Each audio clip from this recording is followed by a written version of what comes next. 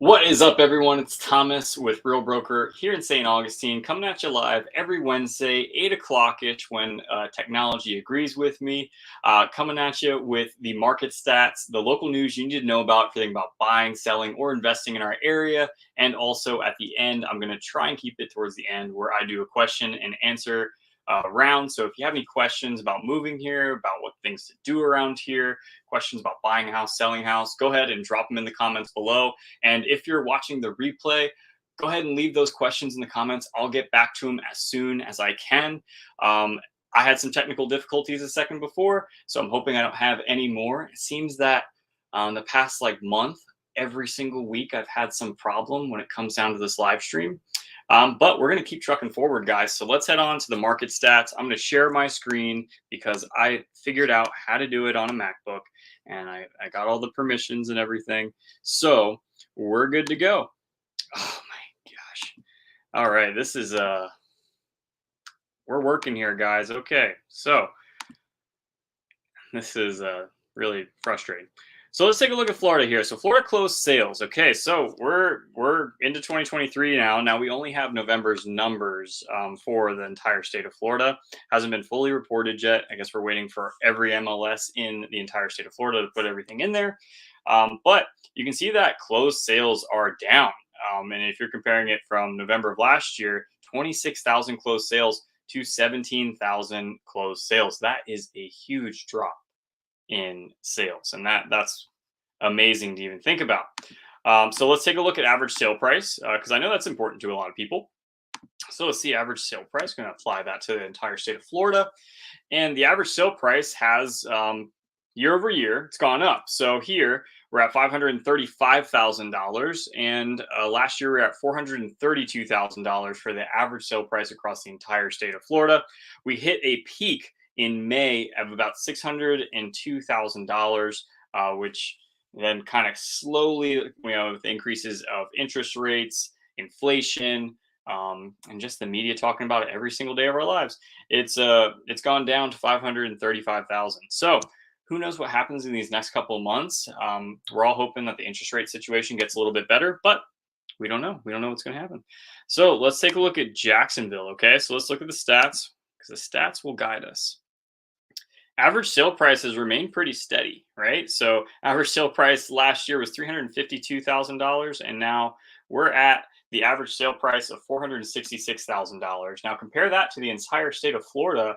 We're actually at what the average sale price was of 2020. Ooh, I'm looking at 2020 stats too here. Hope that was the same for Florida. But yeah, so over those 2 years, it's gone up a pretty drastic amount, but we're still under the average for the state of Florida pretty much, or right by it 2 years ago. So that's a pretty interesting stat when you think about it. Let's take a look at, I like cash sales as a percentage of closed sales. Let's apply that here. So we're looking at the Jacksonville service area. Cash sales still really, really strong, right? So I'm not sure what happened here. Dipped down to 18%. I guess the investors aren't buying during the holidays. But 28%, 27, 27, 27, 27, 26. All up into November, almost a quarter of our homes in the market were paid with cash. I think that's a pretty interesting statistic to know about. Let's take a look at the hometown, St. Johns County. We'll do cash. Let's look at it. Cash sales, a percentage of closed sales.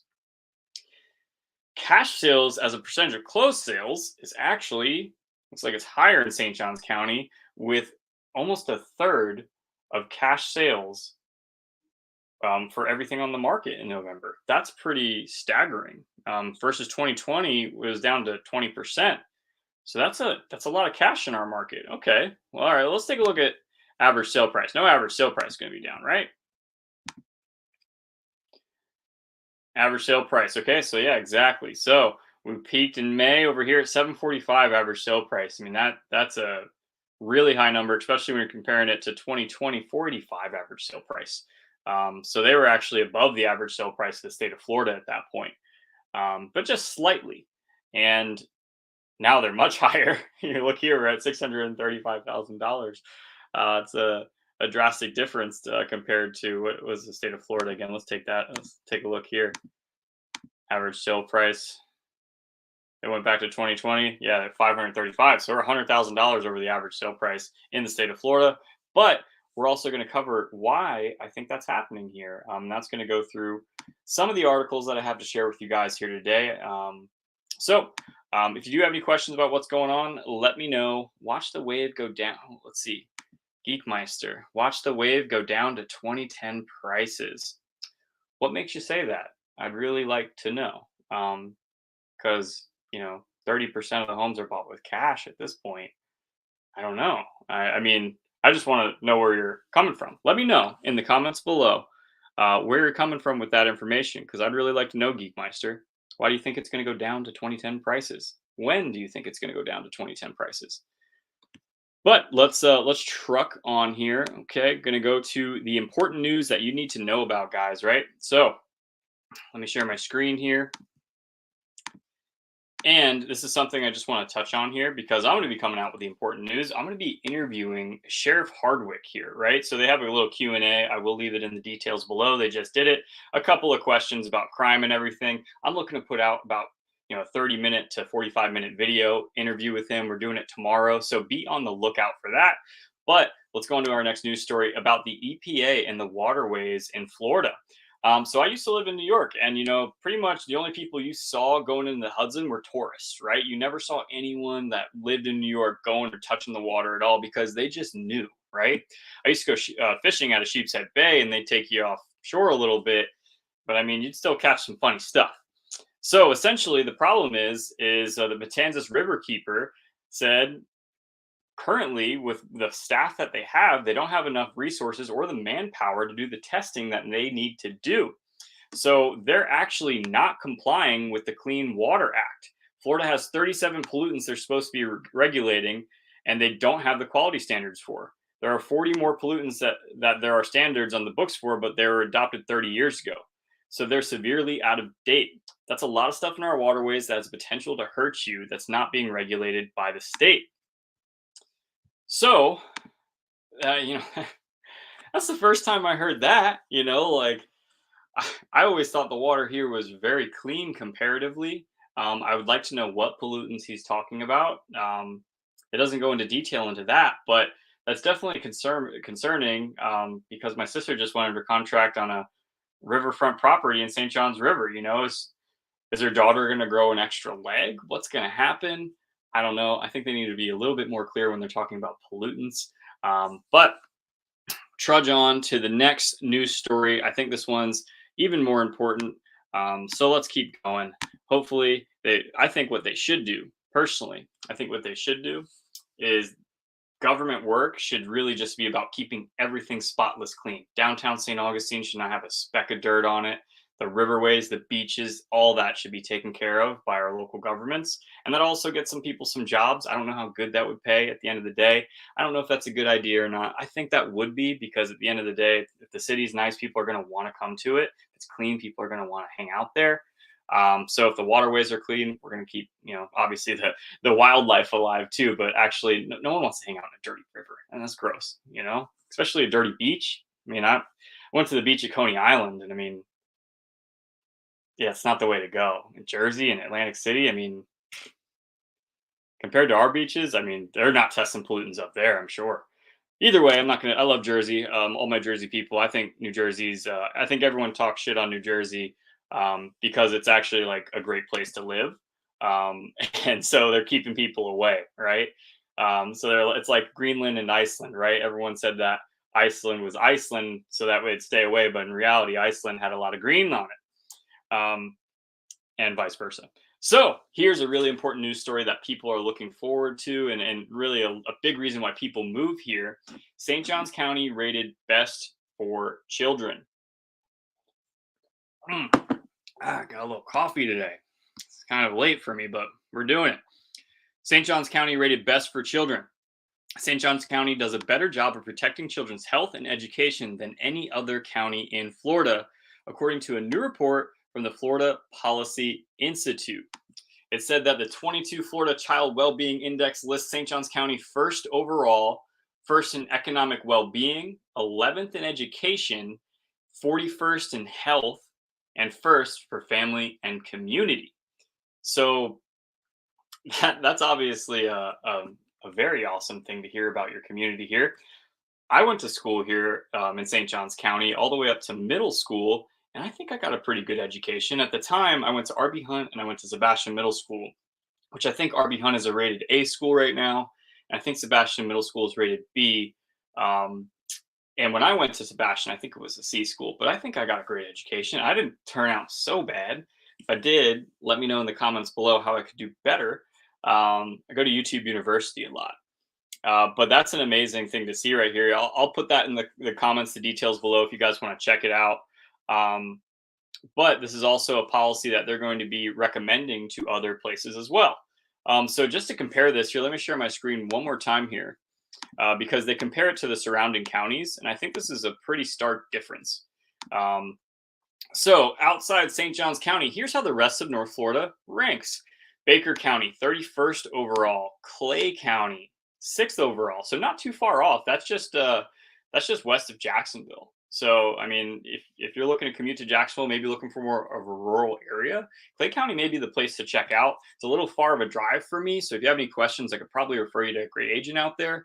And I'm just not familiar with the market out there. Duval, 27th overall. Okay. Nassau, 4th overall. Okay. And then Putnam, 64th overall. It's interesting they didn't collect Flagler there. Putnam County is actually where my sister is buying that house, but she's going to homeschool her kids. So not really a worry or a concern for her. But let's head on. Oh, it looks like I got some comments here. Let's see here. Geekmeister, Florida lover. Let's see. Florida lover. Let's see what you got to say. I'm excited. I really hope Florida doesn't become so expensive. I won't be able to live there someday. Yeah. And that's how a lot of people are here. And like if you've lived here in the local area, the most people living here are working in the hospitality industry, and that's not the highest paying jobs around, right? So unless you're commuting up to Jacksonville where a lot of industry is, St. Augustine really doesn't have that kind of industry. So a lot of people, like my first best friend that I made when I moved here to Florida, he bought a house in Palatka this past year. I helped him out with that. My sister is now under contract on a riverfront home in Palatka. Now it's a little bit more expensive, but I did the math here today, guys. And if you're looking for like waterfront property, the average price per square foot in St. Augustine is around $250 a square foot for the entire St. Johns County. And Putnam County as a whole is much lower, I'm sure.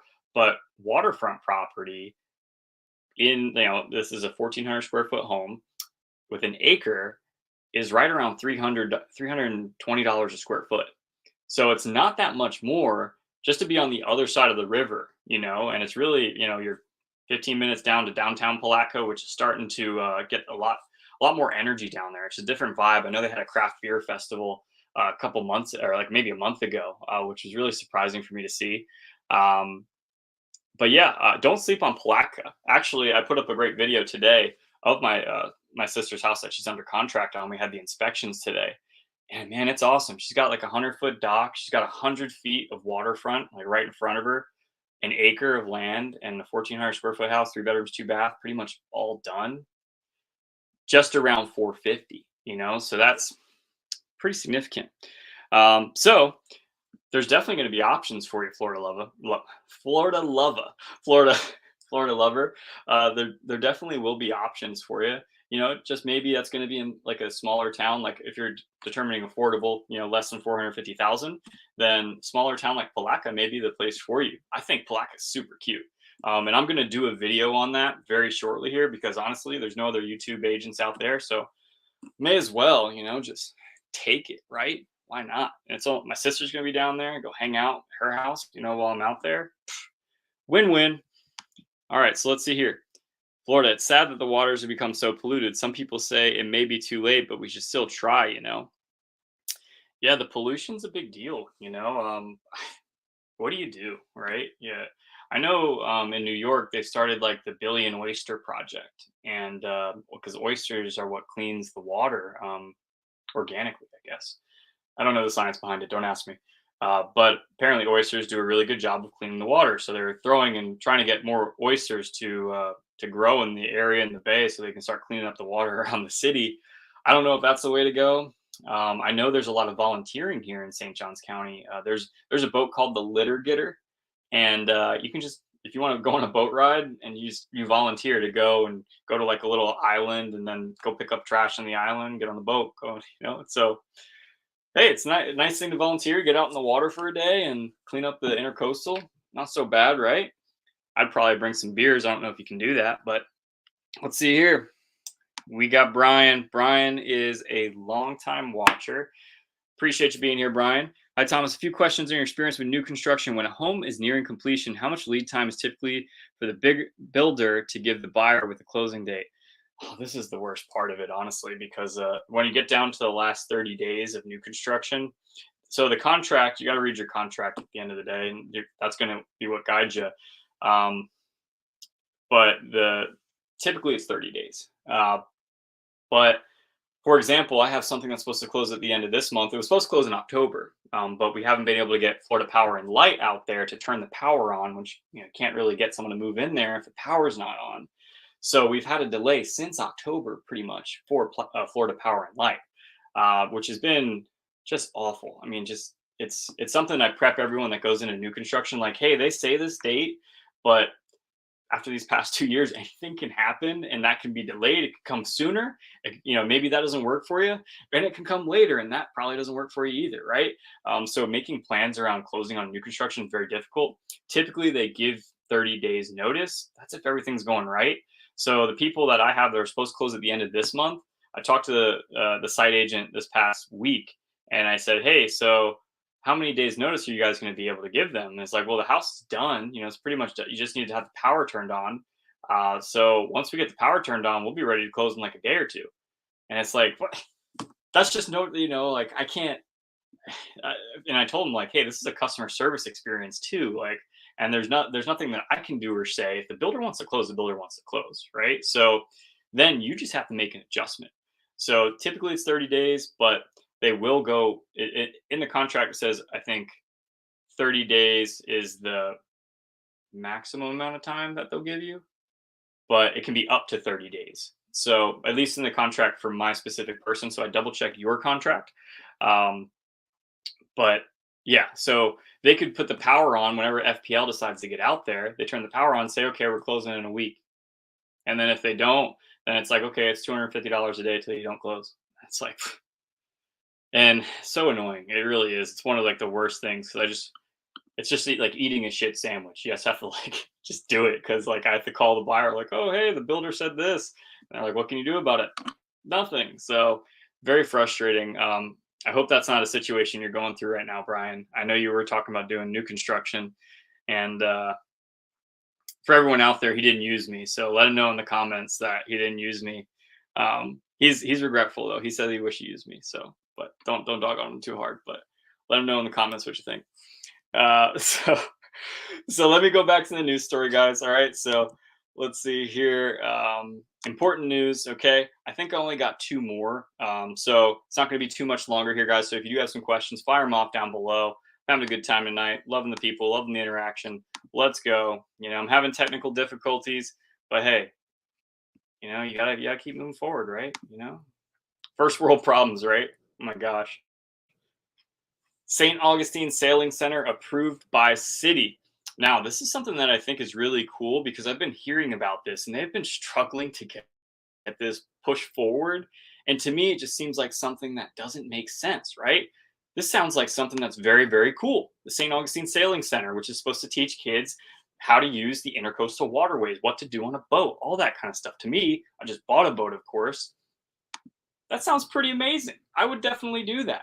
And this took 7 years to get approved, because neighbors were worried, oh, it's going to bring traffic to me. It's so crazy when something like this, where it's like, hey, we're gonna open up something where kids can come and learn how to be on the water, figure out about sailing, get an interest into it. And the main concern that draws it away is because neighbors are concerned about traffic.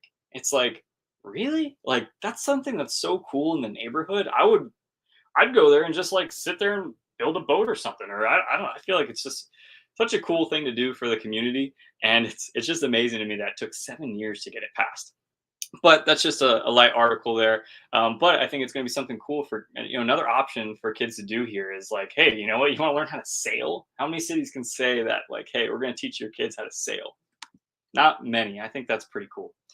So let me see here. Now, this is something I actually almost didn't want to touch on this because, I'm just going to say what the article is. And then you guys can let me know what you think in the comments below, what you guys think about this article. But this is something which a lot of my friends actually knew the person who was shot downtown. I didn't know him personally.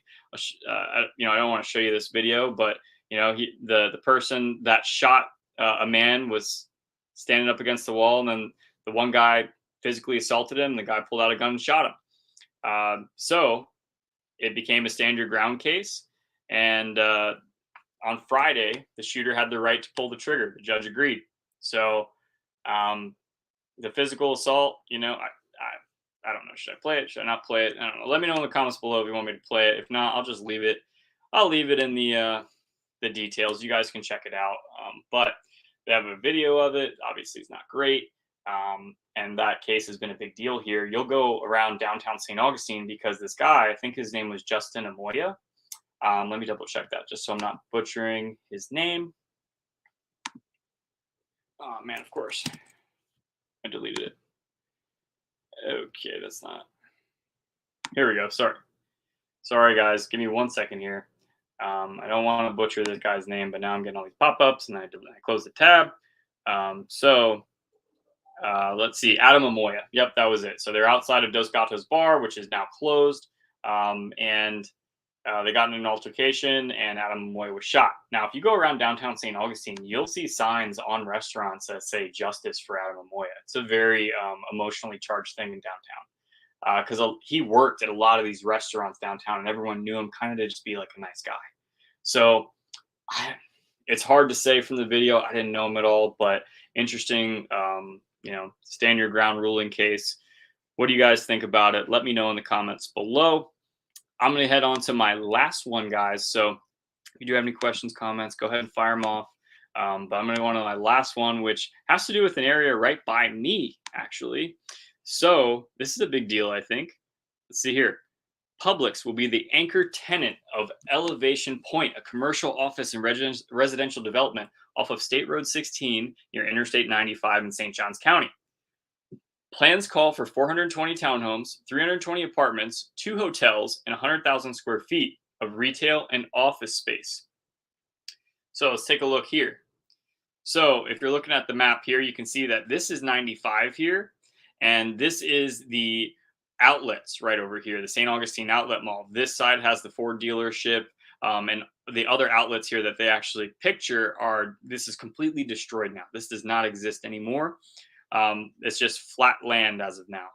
So this is the strip mall. The Family Fun Factory is just north of this on 16. 16 goes east and west, but it runs north right by 95 at this section. So this is where they're going to be putting 800 homes essentially, and 100,000 square feet of commercial retail space. Now that's right at the intersection of 95 and 16. So if you take a look here, let's see, 95 and State Road 16. Let's see if it'll pop up the way I want it to. Okay, that doesn't look like it. Okay, that's not it. Unbelievable. Okay. So my point is with this is that I live right over here, and that's actually kind of an issue, I think, because they only have two-lane roads over here. So if you're going right over here, this is 16. Ignore that house. That's not my house. This is 16 right here, and this is 95. So you can see 16 goes up by the St. Augustine Premium Outlets, and then it goes all the way down to US 1 on King Street. The Cracker Barrel's right here, if you know that. And then there's a Wawa Chick-fil-A right here. But just because the Wawa Chick-fil-A, the entrance to get on to 95 North and 95 South is terrible, right? So now they're going to add 800 apartments here, and they're also going to add 100,000 square feet of retail space. So I have no problem with development, right? But we're going to need some more roads at that area. And I know they are widening certain sections of it. but they're not doing it right now. So the on ramps of 95 they're messing with right at that area, but I think they're just putting culverts in. I don't think they're actually putting any additional roadways in, but maybe that's what the culverts are for initially. I'm not sure. But either way, let's see. We got some comments here. Let's go. Oh man, let's see. It's all good, Brian. I hope I didn't come off like cross, like like I was upset. I just thought it was funny. I'm sorry. I thought people would you know dog it, but it's all good. Play it. We're all adults here. Okay. Well, we got one person who says play it. We got 5 people on here, so no one else wants to vote. I'll play it. I mean, it may not even go through the whole thing. So let's see here. Share my screen here.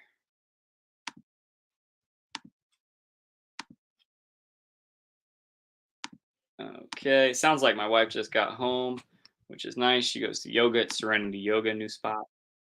Oh no, I hate when you do this.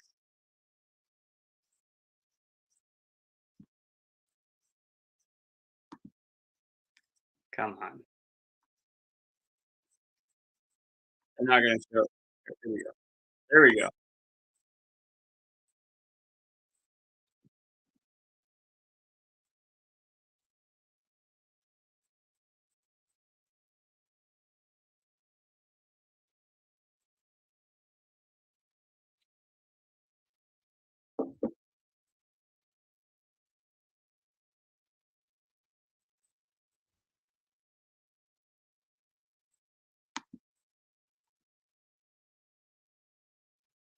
The science combined with the video.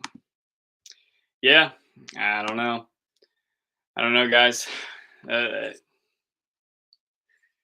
don't know what to say about that. But either way, guys, let's leave it off on a high note. I shouldn't have did that at the end. You know what? Because now I feel like I left it off on a low note. But either way, guys, I'll be here next Wednesday at 8 p.m. Um, hopefully, it'll be a little bit of a less technical difficulty situations than I've had. But I appreciate you guys being here every Wednesday at 8 p.m. going over the market stats, the local news, and any questions that you guys have. I'm here for you every Wednesday at 8 p.m. So thanks for being here. Appreciate it.